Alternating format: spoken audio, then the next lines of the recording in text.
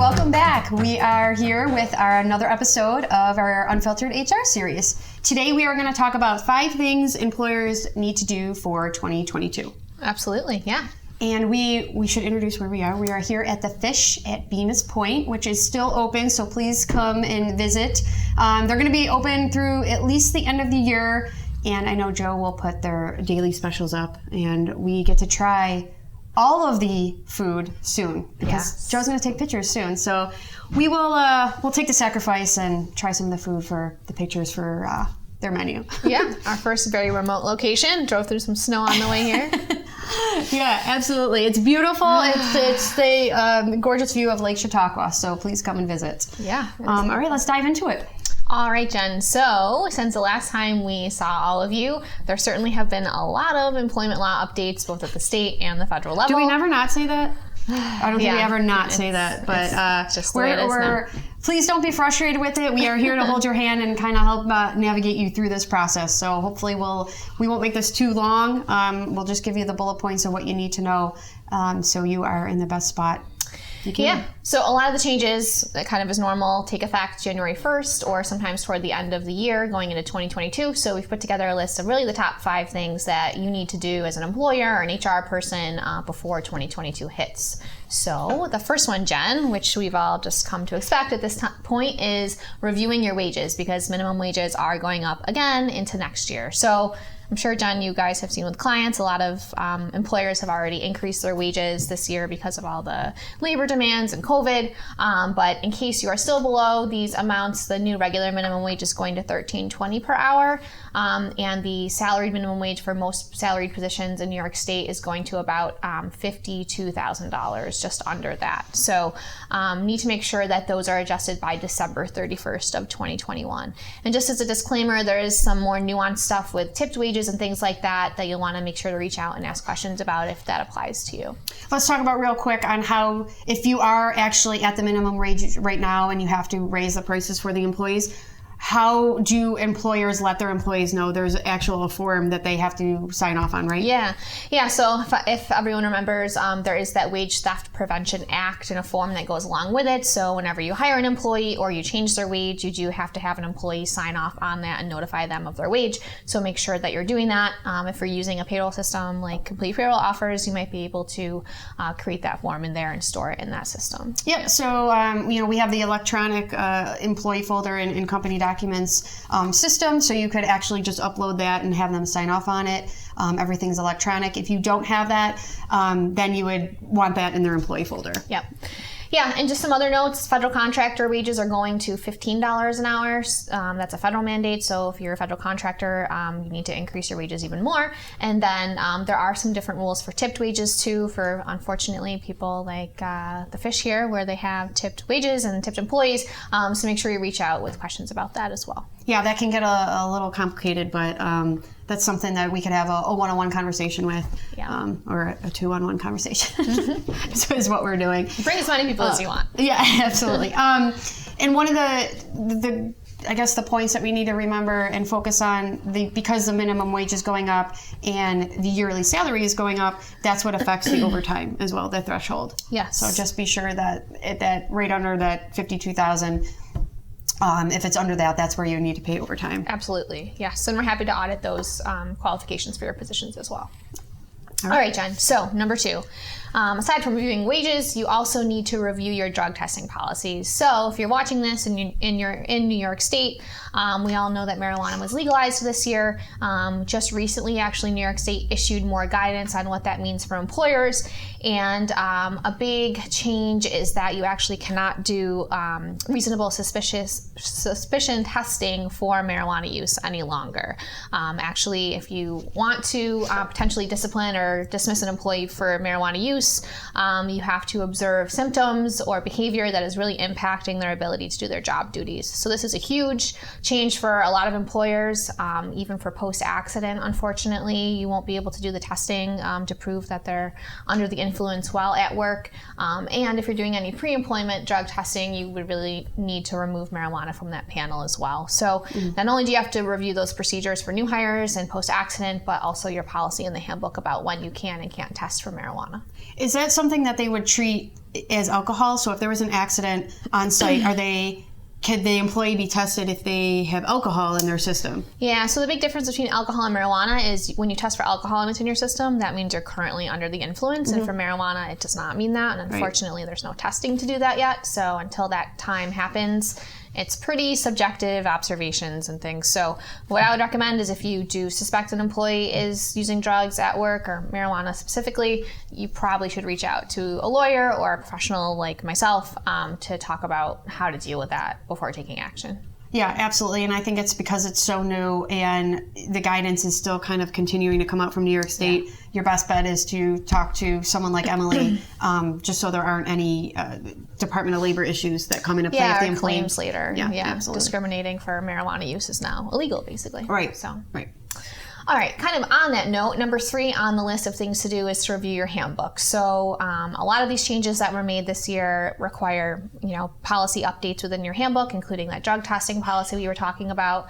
But this is also an opportunity to just take a look at the handbook, not only for compliance change reasons, but also for policy reasons that, maybe you want to change or need to change just to make work better for your business. And one of the ones I think of, Jen, is the paid sick leave policy that everyone had to implement this year, and the New York State requiring all employers to provide paid time off for being sick. Review how that worked for you this year, whether you were doing an accrual or a dump system.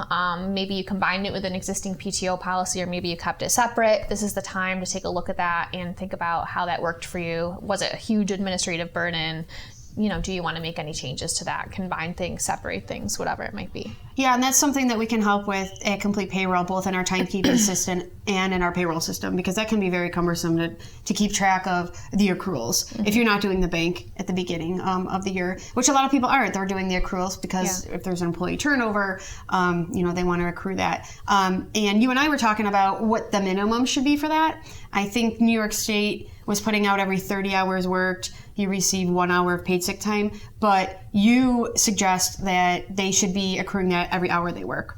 Yeah. That number, whatever that was, 0.1, 0.34. Yeah, technically we it's hard to check. Do that math, yeah. Technically the law says for every even 15 minutes work, they should be earning time, which to me is a bit unreasonable. So at least when your payroll processes for each hour they work, they should be equivalent to them accruing what would be equivalent to like 0.034 hours of sick time, so they're earning at each paycheck that they get. Yeah.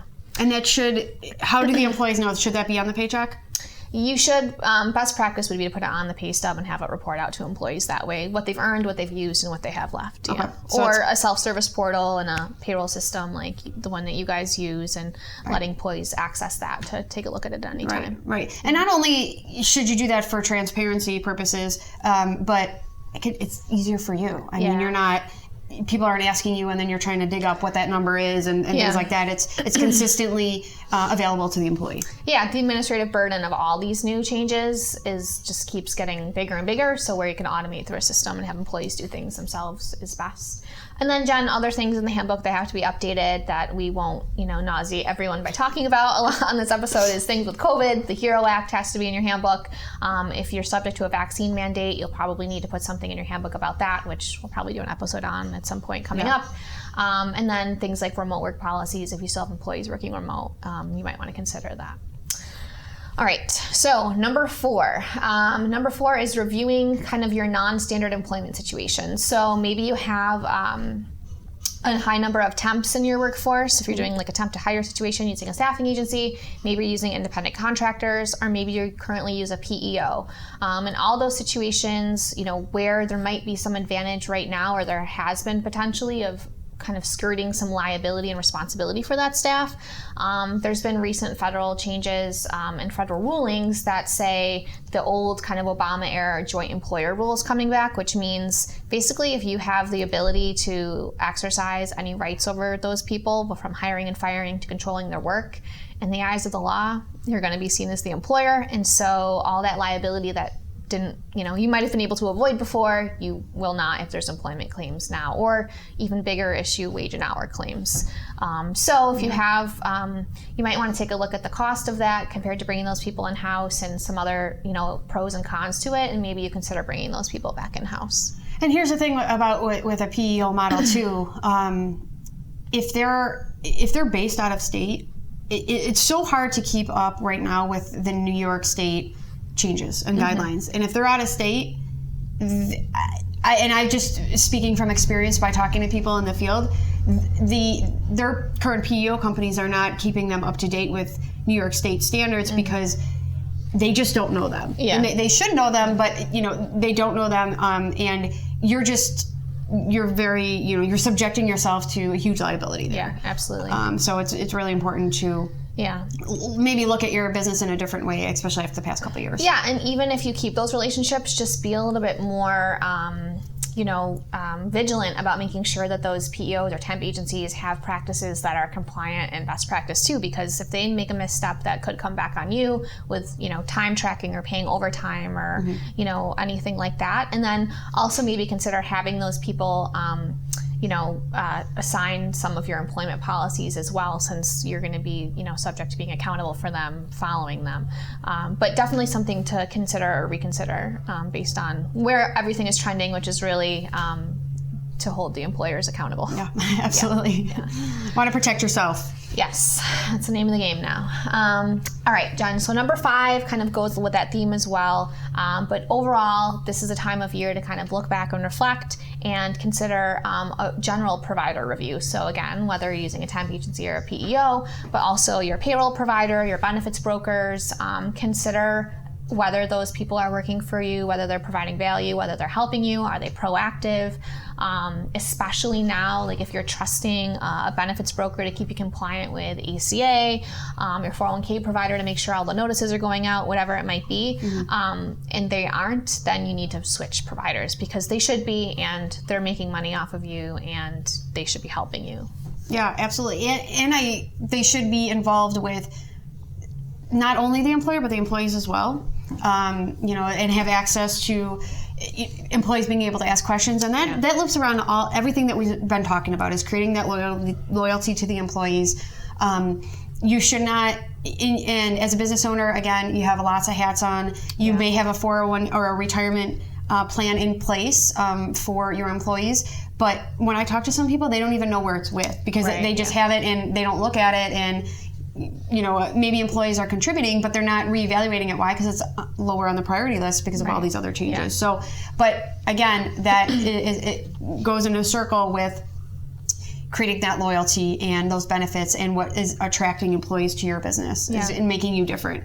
It's kind of just doing your homework and making sure that the providers that you have are benefiting you and your employees. Yeah, and I know, Jen, it's something I'm passionate about in my business with my clients, and I know Complete Payroll is as well.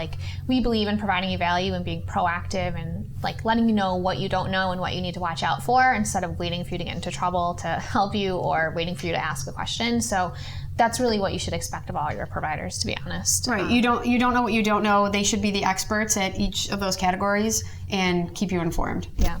And then 2 notes on the benefits. The ACA contribution amount that employers are required to contribute has gone down actually in going into next year. So make sure your benefits broker has told you that, and you can adjust your contributions to the medical benefit for that reason. And then the 401k requirement for New York State starting next year. New York State's requiring all employers with 10 or more employees to provide a retirement savings plan. You'd be better off using a private provider, not New York State's plan. So if you don't have one of those, definitely reach out. We definitely know some great providers that can, set up a best plan for your business and get that set up. Is it any retirement plan, or is it specifically a 401k? It's a New York State 401k plan, but if you have another type of plan that's similar, that will qualify to meet the requirement. Okay, so that will qualify. Okay. Yep. And then when you say 10 or more employees, is that full-time equivalents, or is it actual It's probably headcount. I'd have to look into that. Yeah, okay. It's a new law and still being clarified for sure. That is a huge change because 10 employees, is a lot of our businesses, small and medium-sized businesses, between 10 and 50, usually around Buffalo. So that's something that we'll have provided information on. And again, we've been in the business now for a few years, and we've done a lot of networking and connecting with the right people. Instead of you just Googling retirement providers, reach out to us. we want to facilitate those relationships and foster those relationships with you, because these are the people that we believe 110% in, and will take care of you and you and your employees and do the right thing by you. So let us help you connect with those people. Yeah, and that 401k requirement is another administrative burden, and collecting that enrollment information, and entering that into payroll and making the adjustments and reporting it out. So again, automating it through a better payroll system if you're not currently with Complete Payroll, or through other options that are out there, makes sense too. So we're happy to provide information on that. And I think people listening to this is like, is that going to cost me money? So are there plans that they can enroll in that aren't going to cost the employer money, but they're providing, a retirement plan that they can opt in or opt out of?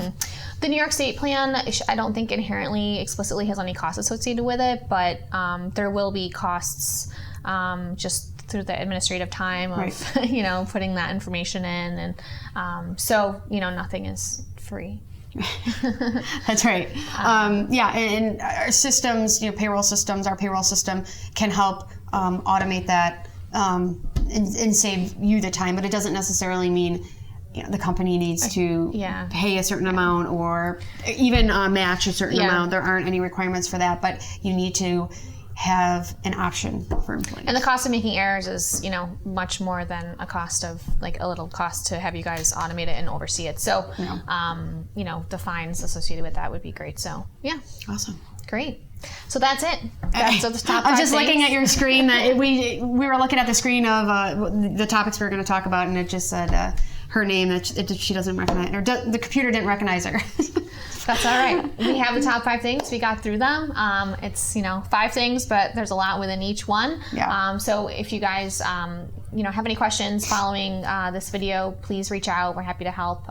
It's an overwhelming time to be an employer, and it doesn't seem like it's slowing down anytime soon. So we're here to help. Yeah, please reach out. Like she said, reach out to us. Email us at unfilteredhr@completepayroll.com. I know it's going to be somewhere that Joe will put it. If you have any specific questions about any of these topics, we can answer them for you. Or if we have a lot of the same questions, we'll have another video that kind of dives deeper into each subject. Yeah. We don't want to overwhelm you or bore you with too much information, but if we're getting a lot of the same questions, we'll definitely do another video kind of diving into those, and we'll take your specific questions and answer them. So please, I encourage you to reach out to us with any questions or comments on that. Or other topics that you'd like us to cover too. Or if you would like to host us for our next video. So until next time, thank you so much for watching, and we hope to hear from you soon.